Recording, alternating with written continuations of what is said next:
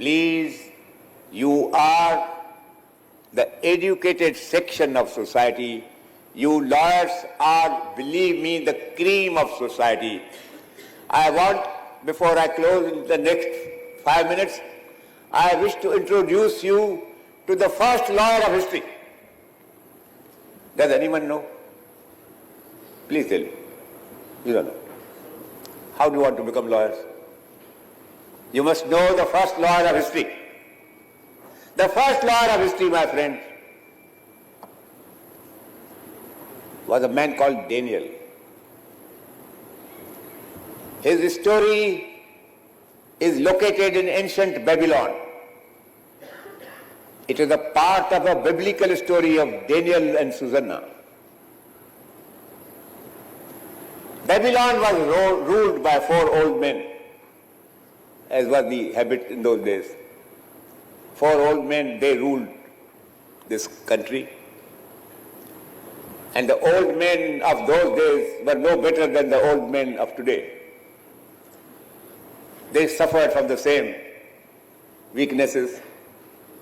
And these 4 old men each cast a lecherous glance at this beautiful woman called Susanna living in that country.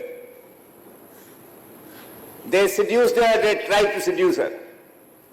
But the virtue of the woman was stronger than the solicitations of these old men. She resisted, and these 4 old men brought a false case against her. False case of adultery with a young man unknown.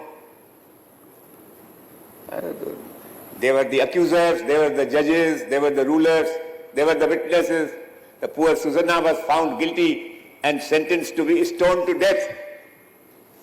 A crowd has collected, says the Bible, to witness the execution of this woman. And when the crowd was waiting to see the execution, there was a young man called Daniel who got up from the crowd. He got up and said, I don't believe that this woman is guilty at all.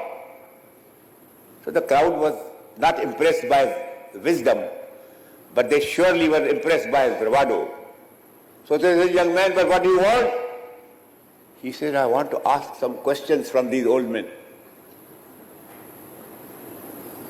The crowd said, all right, we'll give you. But he said, I want to. He acted quietly like a lawyer of today. You know, today when a lawyer goes to court, he insists that all other witnesses on the same point should be kept away from court, and they should not hear what he is asking one witness, so that they come ready with the answers next time. So therefore they said, all right. So he asked the poor fellow, was not a trained lawyer, but he was high up in his spirits. He asked the first old man, then where did you see this adultery being committed? He said, I saw it in the royal palace. Where? Then he named some section of the royal palace. The second old man was asked the same question. Oh, he says, sir, it took place on the river bank. The third says, oh, no, sir, it took place high up in some tower. All 4 gave conflicting replies, and the Bible records that the crowd which had come to witness the execution of this poor woman was now howling for the blood of these 4 old men. My lawyer friends, please, first of all, pick up the qualities of bravery and courage from this first lawyer of history. He was the first lawyer of history who fought to establish innocence, who fought free without a fee. And that underscores that you shall not deny your services to anybody you cannot pay your fees. I'm very proud to tell you a fact which practically every judge knows and every member of the bar knows. I earn money at the bar, but I earn it from 10% of my clients. My 90% work is still free work. And a lawyer has to give free services to anyone who cannot afford to pay his fees. That is his moral and professional duty, now highlighted by rules framed by the Bar Council of India when I was the chairman of the bar.